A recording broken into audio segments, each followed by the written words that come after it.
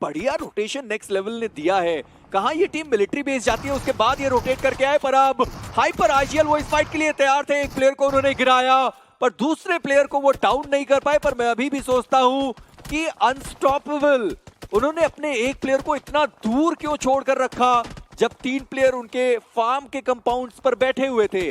बाकी प्लेयर्स देखिए वो कोशिश कर रहे हैं, एंट्री की कोशिश कर रहे हैं और लीजिए एक बार में होवरबोर्ड के साथ वो एंट्री बनाएंगे जरूर से। रितेश वो भी प्रयास कर रहे हैं कि पहले होवरबोर्ड पे थोड़ा डैमेज दिया जाए, होवरबोर्ड ब्लास्ट होती है तब भी दिक्कतें होंगी और वो खिलाड़ी ट्रिपल्स का इस्तेमाल करता दिख रहा है जरूर से आपको।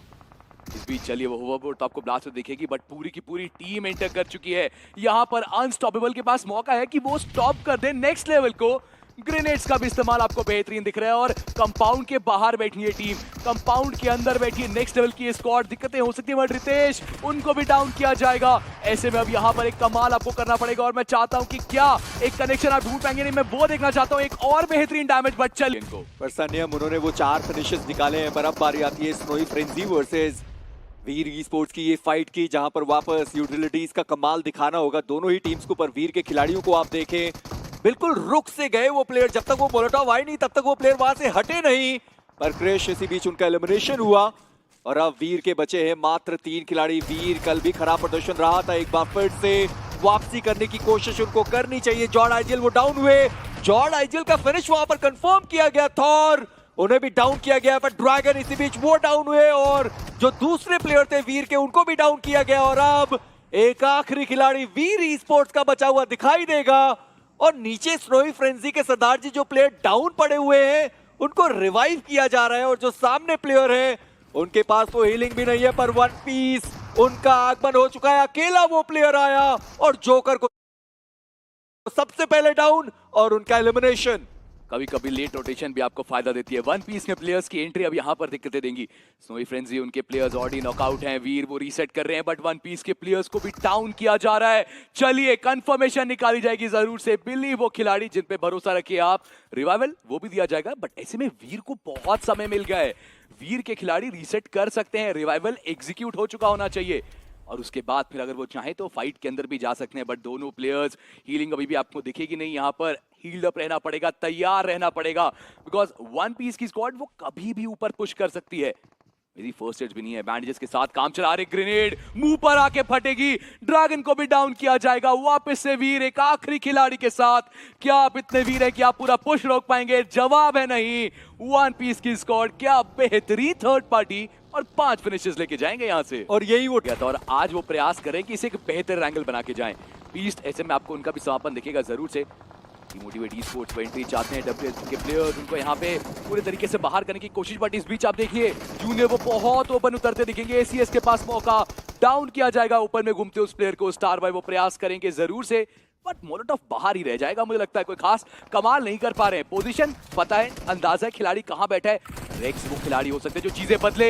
एक अच्छा कनेक्शन, एक बढ़िया नॉकआउट का मौका मिला जरूर से था बट यहाँ एक हेड ऑन फाइट थी और रेक्स आप कैसे मिस कर सकते हैं? इतना क्लोज वो प्लेयर आ रहा है, डीबीएस आपके हाथ में बट वो फटका नहीं लगा। रेक्स को यहाँ पे डाउन किया गया और अब स्टार बॉय महज आखिरी खिलाड़ी बचा अपनी टीम से। और लीजिए एक बेहतर ग्रेनेड और उन्हें भी समाप्त किया जाएगा। एसीएस वोट के बॉट ने गाड़ी चढ़ा दी, यानी एक और फिनिश जो पाइथन ई स्पोर्ट्स के खाते में जाएगा। पर हाइपर, क्या उनके ऊपर ये रश हो सकता है? क्योंकि हाइपर वो अभी भी जोन के अंदर है, ऑलरेडी एक ग्रेनेड कुक कर लिया गया। हाइपर अगर ये ग्रेनेड ठिकाने पर जाता है तो ओपन चैलेंजर्स उनके प्लेयर डाउन होते हुए दिखाई देंगे। पर ऐसा कुछ हुआ नहीं, वो ग्रेनेड तक वहां पर थ्रो नहीं कर पाए और हाइपर के खिलाड़ी उनका एलिमिनेशन हुआ। ऋतिक उनको अपना 2 फिनिश में कंफर्म करें, लगातार सेंस बॉय तक को डाउन किया जाएगा और इस बीच एक बढ़िया ग्रेनेड कॉफिन की आएगी। अब मुझे लगता है कि राका ई स्पोर्ट्स वो तैयार है यहाँ पर पुश करने के लिए। अब वो आ जाएंगे यहाँ पर फाइट लेने के लिए और ऐसे में एक अकेला बचा प्लेयर नॉट इजी। क्या आसान रहेगा इस खिलाड़ी को समाप्त करना? बिल्कुल भी नहीं। एक कनेक्शन ढूंढा जरूर बट पीछे बैठा वो खिलाड़ी आखिरी फ्रैग लेके जाएगा, वो आखिरी हंस के जाएगा।